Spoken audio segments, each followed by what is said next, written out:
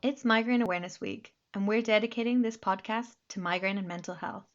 Did you know anxiety and depression are significantly more common in people with migraine than in healthy individuals? Mind matters in migraine.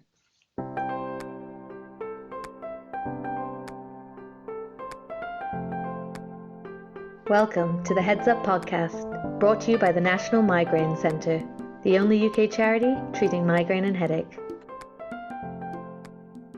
Hi everyone, today we're doing a special extended podcast as it's Migraine Awareness Week. It's Dr. Katie Munro with Dr. Jessica Briscoe. Hello. So this year we are raising awareness of how migraine affects mental health. The National Migraine Centre conducted a survey recently and we had such a big response, didn't we, Jess? Yeah, really, it went down really well. Thank you all so much for contributing to the survey, as your stats have really helped us to understand the link between mental health and migraine. I mean, we're really aware of how migraine impacts on people's mental health from the people that we see week after week, and they talk about anxiety and depression, but there were some really shocking things that came out of that survey, and we want to share them with you this week. So we're going to go over to Dr. David Bloomfield, who's our Chief Exec of the National Migraine Centre.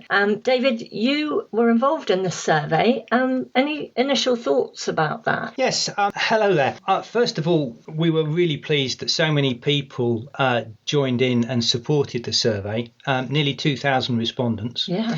I think the standout for me is that nearly 50% of people have experienced loneliness. That's really a surprising result, I found. I think it's quite significant. I mean, so you said it's surprising. Did you feel that it would be a lot lower than that? I didn't really have a preconception because I didn't realise quite how isolating it was. It really can be. I mean, I speak to people all the time who say that as well as the physical pain and the sort of feeling unwell for the period of time for their migraine, it really impacts their sociability, their ability to work.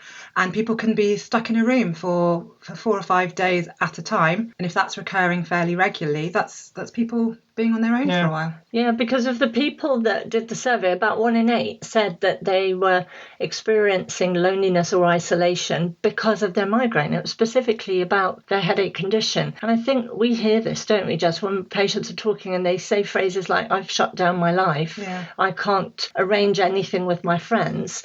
And people stop inviting them to things because they're unreliable, because they never know when they're going to have a migraine. Yeah, lots of people arrange going to the cinema or going to the theatre, and you actually can't forward plan that sort of thing. So they can't put it into their schedules because of that fear of developing an attack. David, what about the stats about depression? Well, I think a lot of us hear that there's a correlation, a relationship. I don't think unless you've either experienced it firsthand or you've actually seen these stats that so many people are so concerned, so depressed about what's happening to their lives. Yeah, I mean, 65% of people who we asked said that they'd experienced depression specifically linked to migraine and headaches. And actually, the worrying statistic was the number of people who felt suicidal or who've hurt themselves. It was 22% who self-harm more than once a week due to this. I think that's absolutely shockingly high. I was aware that people with chronic migraine do get a lot of depression and also a lot of anxiety, sort of anticipatory anxiety of worrying that they might get an attack. But people expressing suicidal feelings is really just so awful, isn't it? I gave a talk the other day and at the end a lady said to me, I have felt suicidal because of my migraine sometimes. And, you know, it really brings it home to you when you hear people's stories like that. And a lot of them actually don't admit it in the first consultation. I've had a lot where I've stopped. We've sort of managed to switch the migraine from being chronic, so more than 15 headache days a month, to more episodic. And they'll admit to me at that point, I genuinely felt like I was about to end it all. And that really brings it home. I think it's really shocking when you actually see the scars on somebody's arm as a result of depression induced from migraine. It really rams it home that this is serious. I think the other thing that this highlights is not just the impact on the sufferer, but the way that can roll out and affect families. I remember seeing a lady who was suffering from really chronic migraine day after day. And she said, I can't look after my kids. We can't do anything. And then on the reverse, the joy that people get when their headaches are relieved. Somebody said to me the other day, since my migraines have been helped, I can do things with my daughter at the weekend. I managed to enjoy Christmas. So, yeah, it's the impact on the family, I think. Yeah, and a lot of family members who come along with their loved ones will say, actually, that the way that they feel really, really gets me down. So I also wonder how many family members also experience mental health issues related to caring or being there for someone who suffers with migraine. Yeah, I think, it's awful watching someone suffer through a really bad attack, isn't it? It's awful. And you do feel very helpless, I think. Just going back to our survey, we also found there were some other specific things that people had noticed. So 85% experience fatigue. Now, some of the time, I think that is due to the migraine process itself, isn't it? So people get tired in the prodromal phase, during a migraine, and sometimes in the postictal, postdromal phase. Yeah, absolutely. But fatigue is also, it can also be a symptom of depression too. So it's quite difficult to unpick which bits are depression related to your migraine and which bit is your ongoing attack. The same thing goes for sleep disturbances, doesn't it, really?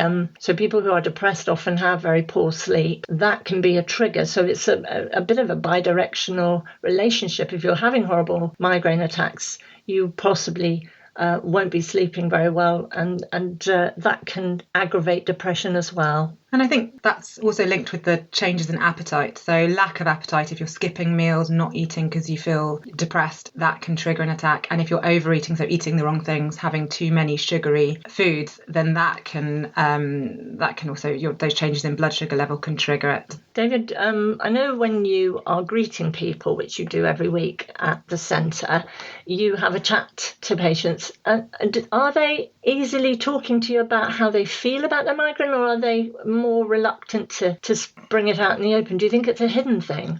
Well, I think coming back to the point about isolation, this is a hidden condition. I think it takes a lot of courage to open up and be transparent and share the difficulties that you're experiencing. And I think the changes in society with mental health and talking about mental health generally, I think people are becoming more willing to share, and that's only got to be a good thing. I agree. I also think some people are a bit nervous because I think a lot of when it comes out to us, it's because we've built relationships with our patients, which we'd hope would happen with a GP as well.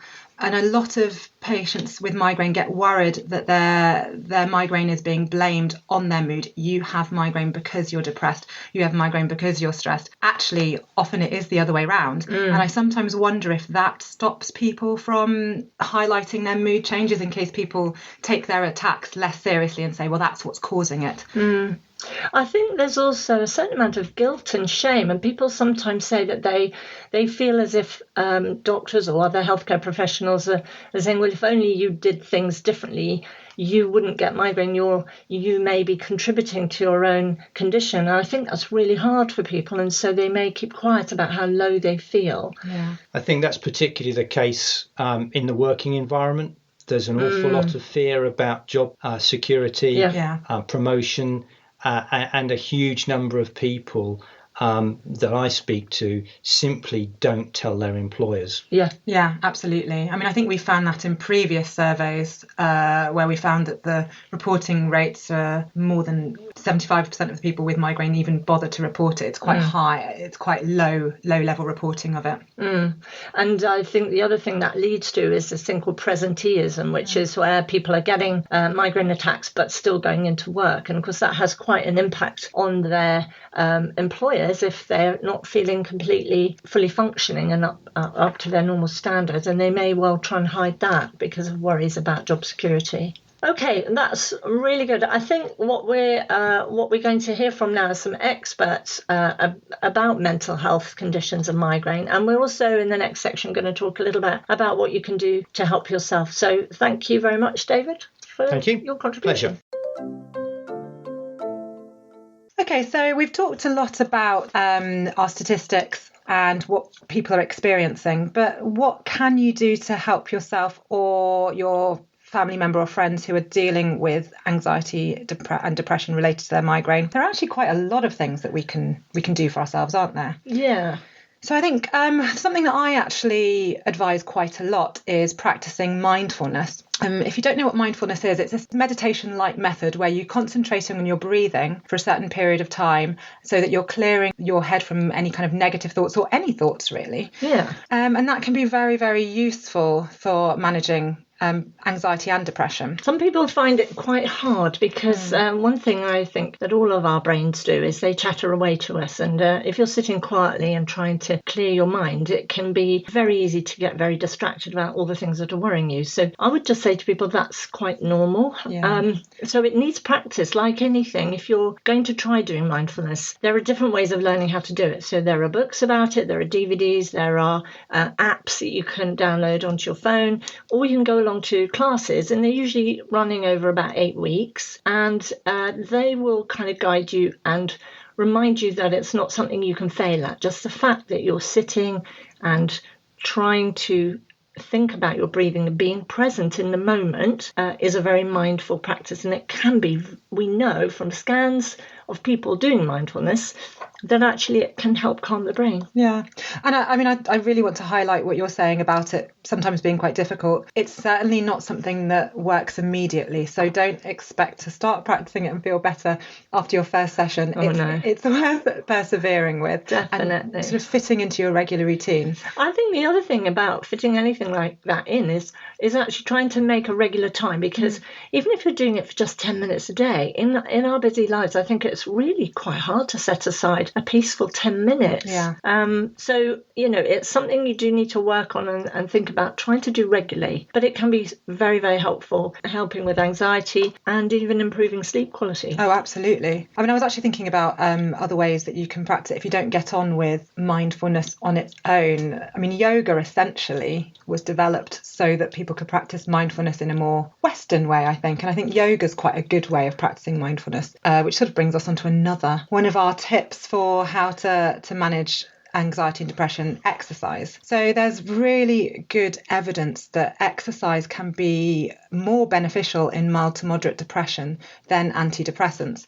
And a lot of people prefer it because they don't necessarily want to take medications. And actually, this is something positive that you're doing for yourself. So that can be any kind of exercise that you like doing. But from a migraine point of view, it's better to do little and often rather than to go and blitz it in the gym once a week and then have a crashing headache as a result. There was a study a while ago that showed that people who did 30 minutes of exercise about 3 times a week tended to have fewer migraine episodes. So that's something to sort of base your target round. But if you haven't been used to doing exercise, then start gently. What kind of exercises would you advise people to do? I think anything that lifts your spirits while you're doing it. So we know that going outside in the daylight is good for depression. Just being out and in nature, so just going for a walk in the local park, or some people are getting really into parkrun, aren't they? Yeah, it's a big drive at the moment, particularly in GP practices. Getting us doctors to put our kind of money where our mouth is, I guess. So cycling can be good, or if you're more somebody who wants to go and do something like swimming or an exercise class, that can be fine too. Also, of course, dancing. I love to dance. Do you like dancing?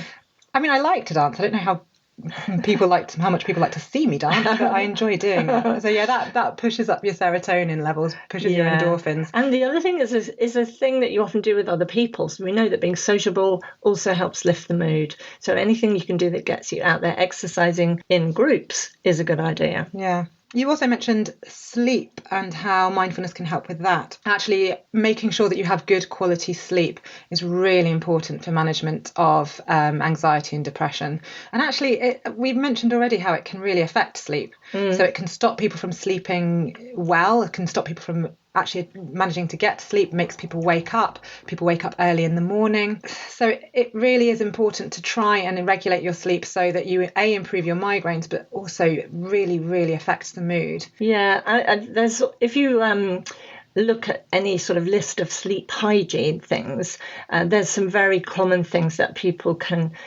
easily change, which may improve the quality of your sleep. So obviously having only caffeine only in the morning before midday, having a bit of time winding down for an hour or so before you're going to bed, not being too busy and not being on the computer late at night. Yeah, I mean, trying to stop all stimulating screens is how I tend to put it. So not using any television, computers, mobile phones for at least an hour before bedtime. It's so tempting to check just that last once before you go to sleep. Yeah, but that can also spiral. So you can then, you quickly look at a social media app and then you find yourself 2 hours later tweeting. Yeah.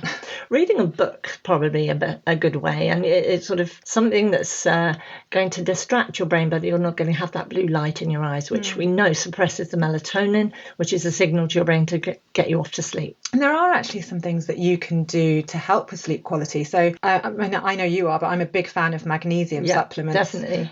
Which they have a calming effect. They help they do help sleep quality and can also improve migraine too. That's true. You can take magnesium in all sorts of different ways. So you can take it by mouth, or you can use magnesium sprays, or you can use it by putting Epsom salts in the bath. You probably won't get a huge high dose of it if you're using it topically, but there's quite good study evidence that taking a highish dose of magnesium for at least 3 months can help calm down the migraine attacks, as well as improving the sleep quality and even anxiety. So it's worth a try.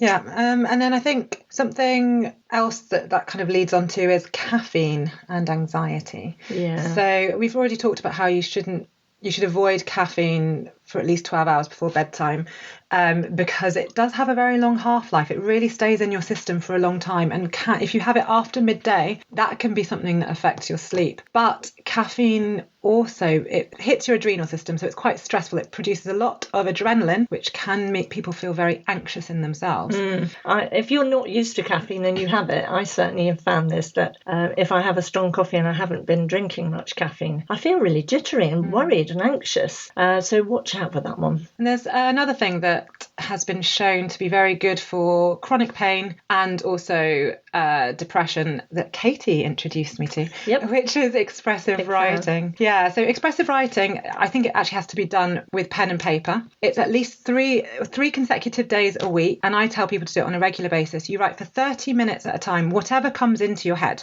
and then you don't then read it back and process it. You throw it away, and that act of actually getting it down on paper does actually have very good evidence for improving chronic pain. It kind of feels like it's a mental detox onto paper, and sometimes people think that they've got to write things down very neatly or reread it, and the idea is to get rid of it. So pour whatever you're thinking out onto paper. It doesn't matter about the handwriting or the punctuation or the spelling or the language. Just write whatever you feel like writing, and we know that by doing that, somehow things come to the surface that you may be able to make a bit more sense of. You can work on problems this way.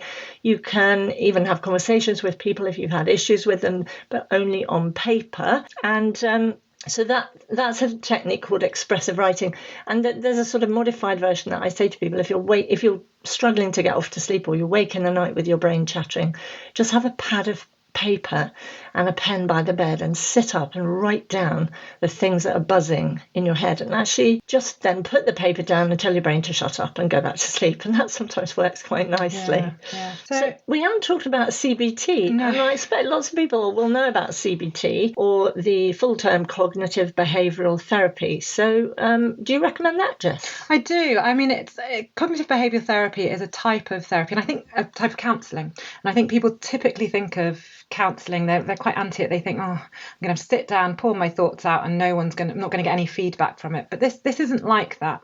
This is much more, I mean, you do obviously have to do a little bit of talking about your feelings, but it is much more active. You're trying to work out exactly why you're feeling how you're feeling, what exactly is going on in your head, and then thinking of ways of actually changing that thought process. Yeah, so it's there's quite a bit of homework, I think, with CBT. So you have to be in a relatively good place to make the effort to keep a diary, because it's about looking at the messages that you're telling yourself. So I would say to people, there's an example of, if you invite somebody to dinner and your friend is late, if you're feeling anxious, then your messages to yourself may be, oh my goodness, my friend is late.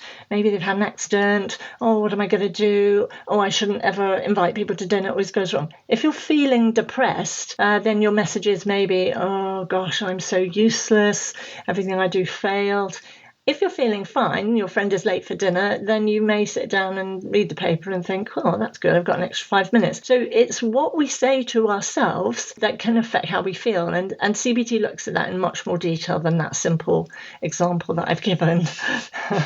Not just doing a session here. No. The other thing is there's a whole load of kind of negative thought patterns. And normally when I'm talking to patients about them, I give a few examples, I see them nodding and recognising it. So dismissing the positives. So somebody says to you, oh, you look nice today. And in your head you go, they don't really mean that. Or you spill a cup of coffee and then you say to yourself, oh, I'm so useless at everything. But actually you've just spilled a cup of coffee. So, it's worth kind of looking into that because it can be so helpful. Yeah. There are also lots of organisations that can support you if you are feeling anxious or depressed. So Mind and Young Mind are two good examples of that. And I think if you're really struggling to know what would work best for you, it is worth reaching out to, having a look at those, reaching out to them, seeing what they can do to support you and help. They have loads of information on their websites. The other thing, I'm a big fan of books, actually, and there are loads of books out there if you are a book lover like me. There's books on depression, books on anxiety. Some of them are people's personal journeys, and some of them are just generally very helpful about explaining what's going on. There's a whole series called An Introduction to Managing Depression, Anxiety, or whatever. So I think what we're saying basically is there's loads of help out there. Yeah, I think it's really important not to feel that you're alone, not to feel that there's nothing that can be done. Yeah. Because actually there is a lot of help and support. You just need to know where to go. You may be able to just go to your GP and have a chat to them. And also, as we said, lots of online resources. Hopefully that will be helpful to manage your own feelings and the way that migraine has impacted on you. But also if you're supporting somebody else with migraine, maybe have a look into some of these things that we've suggested and tell them about it. We heard from Iain Lee, a broadcaster and writer, who told us his personal struggle with migraine, and you'll be hearing this now. Hello, my name is Iain Lee. I'm a radio presenter. I host the Late Night Alternative weeknights from 10 on Talk Radio, and you may have seen me in I'm a Celebrity a couple of years ago stealing some strawberries. I just thought I would briefly, I didn't spontaneously think, I was asked, and I agreed to share some of my experiences with migraines. I've had migraines since I was about 8 or 9. I've been really lucky that I don't think I've had one for a couple of years. But when I get them, they are just the most painful things in the world. I kind of get a little bit of a warning that I'm going to get them, in that I get a headache, but it's different from a headache. It's in a very specific part of my head. It's kind of just above my left eye, to the right slightly of it, and also at the base of my neck I get this throbbing, and I get a very thick head. A headache for me is quite sharp, and this is quite thick. And when I get that, I try and drink coffee and eat chocolate. I know it's counterintuitive, and for some people those can be triggers for migraines. But if I drink coffee and eat chocolate early enough, that can stop the migraine developing any further, and it will either go completely or it will just become a dull head. I do also take quite a lot of Nurofen as well if I need to, and if I don't get that, man, I'm in big trouble. The migraines can go on for 2 or 3 days, normally about 2 days. The pain is indescribable. I want to die. That is no exaggeration. I want to rip my head off and die. I throw up a lot. I kind of go blind. It's a weird blindness where I can sort of see things, but I can't see them. It's such a hard thing to describe, and it's full of contradictions, and it's so horrible. I tell you something that works really well for me if I do get a migraine is being cold. So if I'm at home, I will open all the windows and try and get a draft in. The best place for me to sit with a migraine is in my car with the air conditioning on full blast. And I don't know if that thins the blood or does something, and that can offer me relief, really. My body will contort and tense up, and will go into all kinds of awkward positions to try and take the pain from my head and sort of put it somewhere else. It's really horrible. The relief, there will be a period when I know the migraine is going, I'll shiver. I'll get 2 or 3 huge shivers that will just cause my body to convulse. And they'll start at the top of my head and shiver all the way down my spine to my feet. And if I get 3 of those, I know I'm on the other side and I'm coming out. I've tried... Oh, that's my phone going. I've tried other things. I remember my neurologist gave me some magnetic pulse thing to try that he said, this is a proper doctor, he said was working for some people. It never worked for me.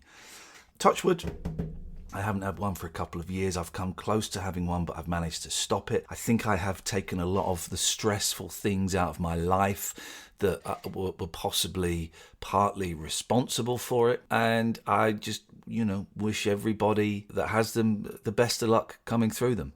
Thank you very much for listening. Next up, we'll be talking to Dr. Kate Barnes, who is a cognitive behaviour therapy practitioner and also does some hypnotherapy in her practice, and talking to us about how this can help. Today I'm talking with Dr. Kate Barnes, and we're going to be talking about the use of CBT and hypnotherapy. Tell me a bit about what you do in your practice, Kate, with these. Okay.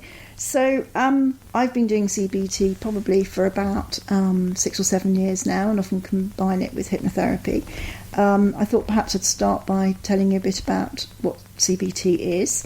It was a treatment that was developed by Aaron Beck, who was an American psychiatrist in the 1960s. CBT is short for cognitive behaviour therapy, and in a nutshell, I would say that it's a therapy that looks at our thoughts and how it affects our feelings and consequently our behaviour. Yeah, it's been used in this country for quite a long time, hasn't it?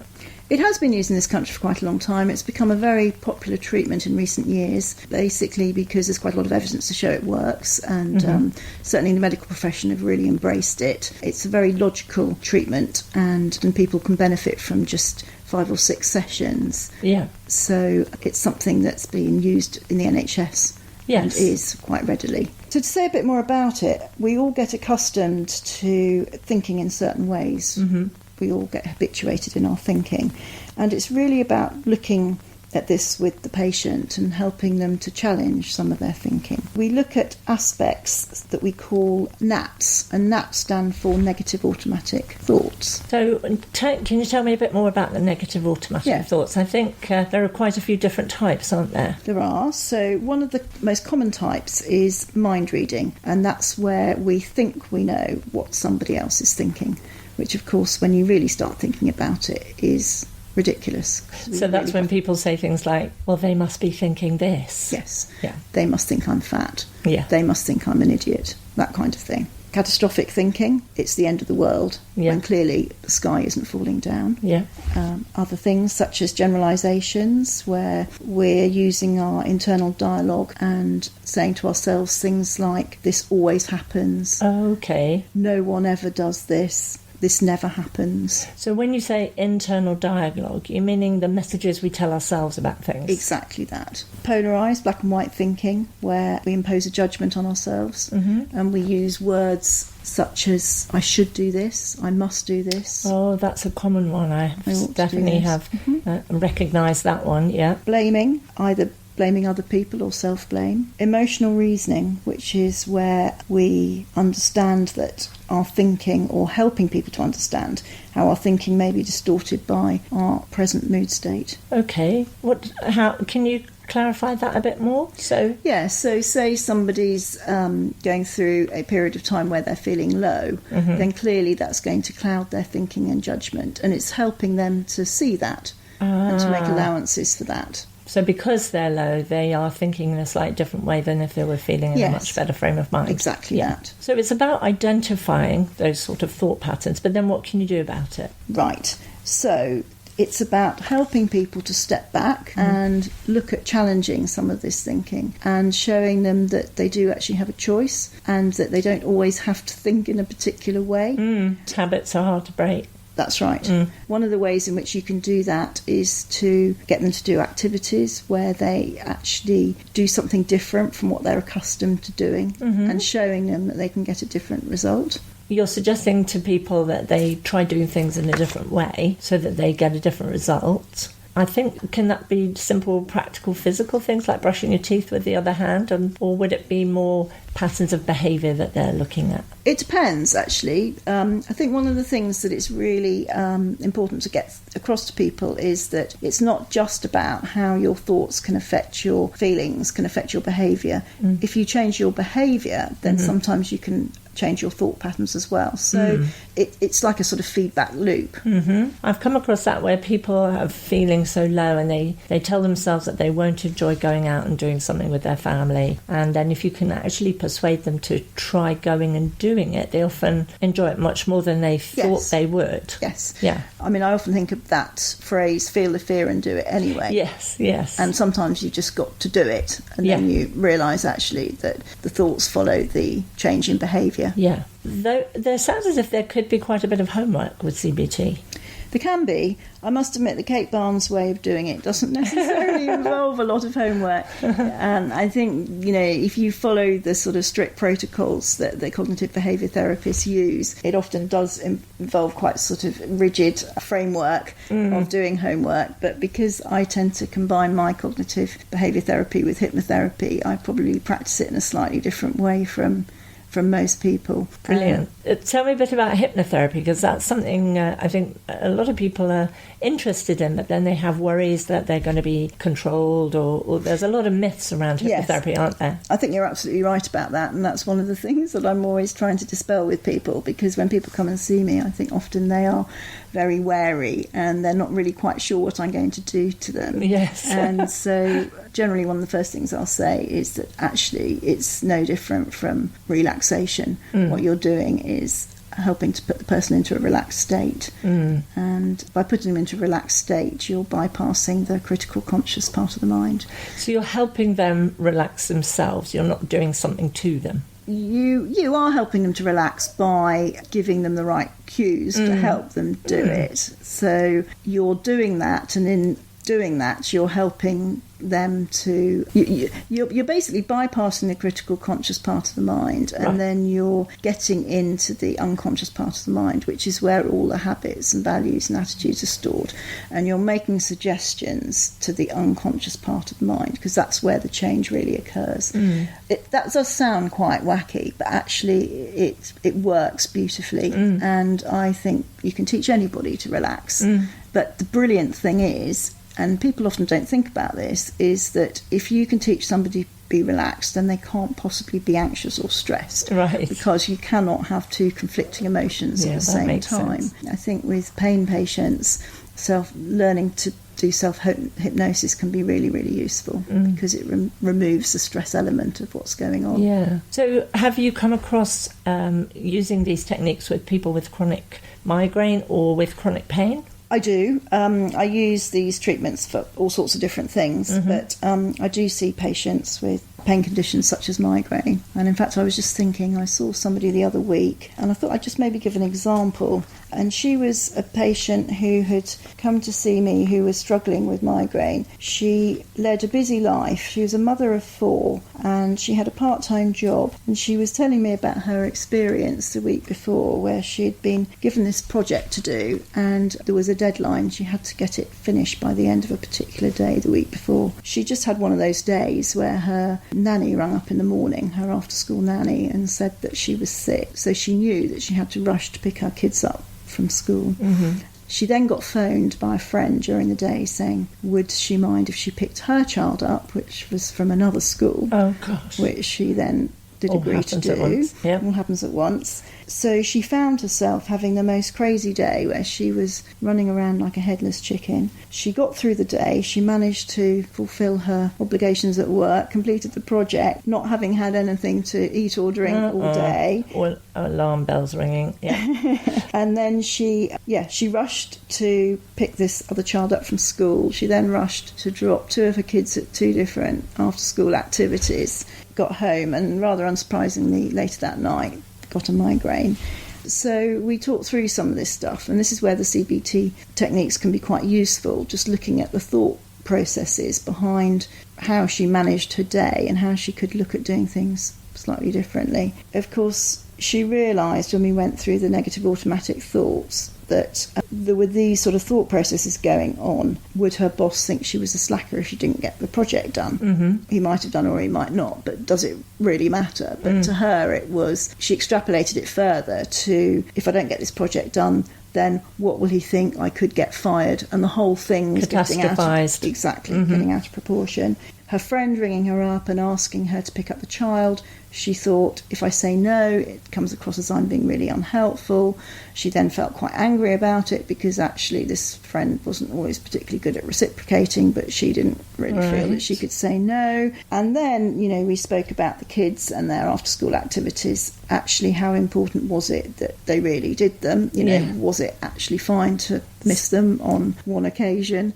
Of course, she realised when we were talking about it, well, no. But at the time, it was, I'm not being a perfect mother. I'm not getting my child to these after-school activities.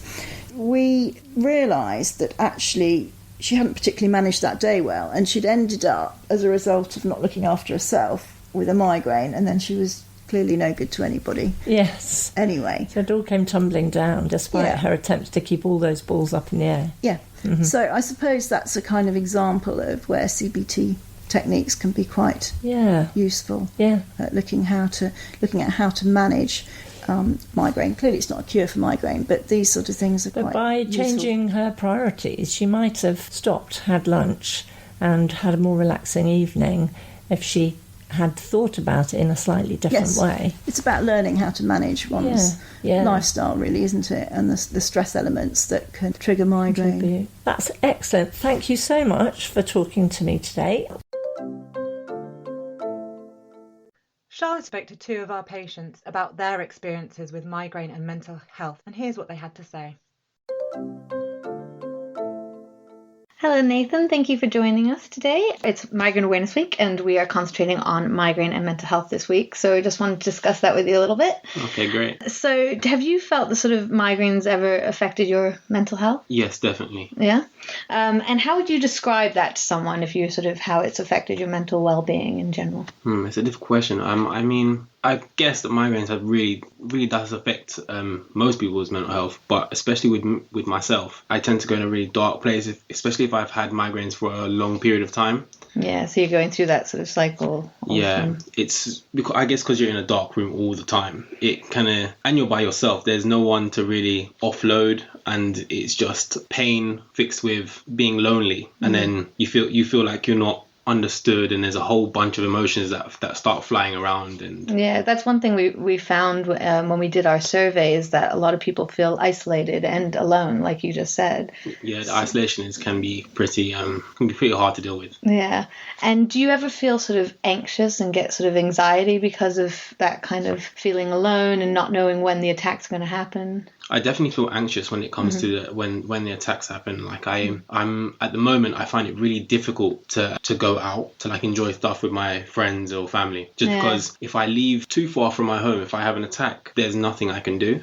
Yeah. So I get quite nervous about planning, like my cousin's in a musical, and I don't want to promise them I can go to it, because then you might have to cancel on them, and then you feel guilty and things like that, and it just... Yeah, I might have to cancel. I might have an attack in the venue. Yeah. It's just that quite... fear, isn't it, of when's it going to come? is it going to come? Yes, very. And do you find you get sort of mood changes as well because of it? Do you? Yeah. I feel sorry for my brother and dad. I definitely have my ups and downs, and it's quite spiky with me. It's like all of a sudden I'm calm, and then one I'll be like, why? Well, are they quite understanding though? Because they must have seen you go through it. And after I do it, I explain. Sorry, it's not. I'm in pain. I apologise, kind of. Yeah. And so, have you found that anything sort of helped you cope with those kind of feelings? I've never found anything that could help me personally. I just kind of just having people around you that sort of understand. Yeah, I just bear with it, and like hope my friends kind of understand, friends and family understand what my spite's kind of and what the cause is really. Yeah. And so, if the people listening to this podcast, some of them might be feeling very similar to yourself. So, what would you sort of say to them if they are having those kind of migraines are impacting their mental well-being? What would you say to them? I mean, at the time when you're having a migraine, you might be in a very dark place, but it's going to end. Once you come out of the pain period, just try and enjoy yourself as much as possible before your next attack. If it's coming soon, if it's coming later, just try focus on the positives instead of negatives. That's how I kind of do it myself. I think that's great, fantastic. Well, thank you so much for joining us, and that was really, really great. And I hope that people out there sort of realize that you're not alone, and that there are people that feel just like you do. Definitely not alone. Thank you. Hi, Abby. Thanks so much for joining us on our podcast this week. So it's Migraine Awareness Week, and we're concentrating on migraine and mental health. So how has sort of migraine affected your mental health? Has it, and sort of in what ways? I think it's had quite a big impact on my mental health.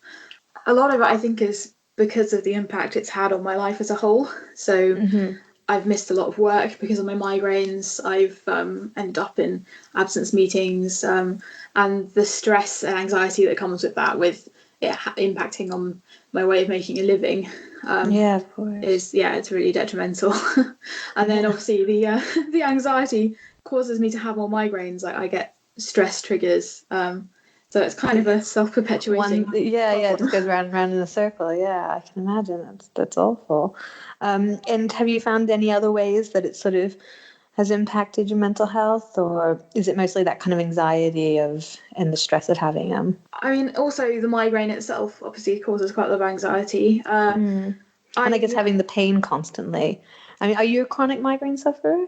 I am, yeah. But only as of, I think it was March last year. They were episodic before then, and I had medication that was mostly working.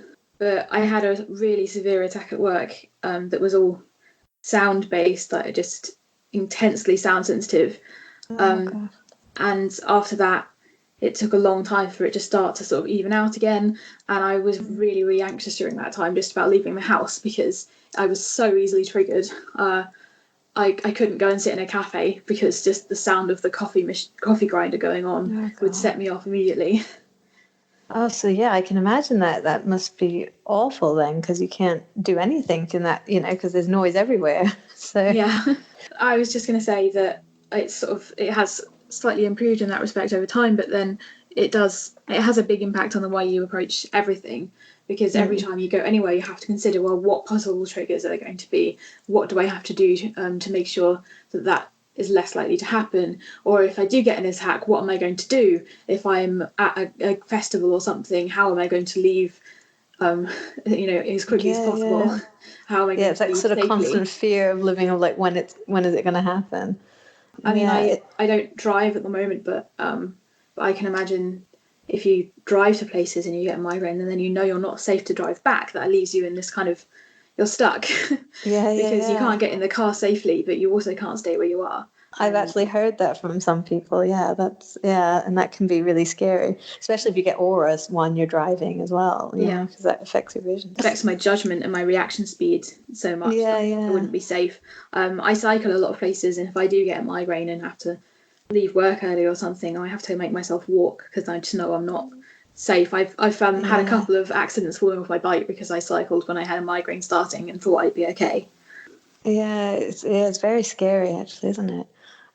So have you found sort of ways that you've sort of been able to deal with things, has anything sort of helped combat your sort of the migraines, and also maybe how it affects your mental health? Has anything helped you? Yeah, I mean, in part, over time, I've developed sort of a routine about how I approach things and what I can take with me to help me, sort of my migraine emergency kit. But in terms of just processing sort of the feelings and the anxiety itself, I've actually found art really helpful. Okay, well, that's nice. So do you do a lot of art then? I think you're doing an exhibit, aren't you, soon? Soon, yeah. Yeah, I have a degree in illustration and I do a lot of digital art, which when my migraines first went chronic, that was one of the things I found the hardest, was that I couldn't do that anymore. I could only spend like half an hour on the computer at a time. As I got better and started being able to draw more, I decided to try and channel the way I was feeling through my artwork and started making illustrations about my experiences with migraine. And I found that really cathartic. And then I started connecting with other people online that also had migraines or chronic illnesses, and just sort of keyed into this whole online community. And I think that helped a lot with the isolation. Yeah, definitely. And I must say that to anyone listening that actually the Heads Up podcast, sort of our logo is actually lovely. You created that and let us use that, so that was really wonderful. And I think the way you do your art is really expressive, and I think really helps to, when you can't visualize what migraine looks like, to actually be able to see it is. I think that sort of helps people, especially when people don't suffer themselves. So thank you very much for that. That's all right. It started as just something to help myself process the feelings, but the more I made them, the more positive responses I got about people being able to visualize what it was like and seeing their own experiences expressed in the work. So I'm really glad that I kind of gone in this direction. Yeah, I think it's really important for people to know that, because it's such a misunderstood condition. So thank you very much. If anyone listening is in the Cambridge area on the 14th of September, then please feel free to check out Abby's exhibit, which she's holding to raise funds for our charity, the National Migraine Centre, which will help us continue our mission helping those suffering with debilitating migraines and headaches. So we've talked a lot about anxiety, depression and migraine today. Please don't forget that if you need more support, then you can always contact Mind or Young Minds. And if you are feeling like you're struggling, there's always the Samaritans, and they can be contacted on 116 123. There are other resources available out there, and we've mentioned some of them. The Migraine Trust has an advocacy service, so it's well worth looking at their website. And of course, you could always call your own GP or dial 111 if it's an out of hours time of day. Thank you very much to everybody who's been involved in this special edition of our podcast for mental health and migraine in this Migraine Awareness Week. A special thank you to our guests and our patients who contributed. For our next podcast, we'll start talking about migraine management. We'll be discussing some of the interventions for the migraines. And if you have any questions on this topic or suggestions for any other topics we might want to do in the future, please email us. We want this to be useful for you, so keep your comments coming. You've been listening to the Heads Up podcast. If you want more information or have any comments, email us on info@nationalmigrainecentre.org.uk. Till next time.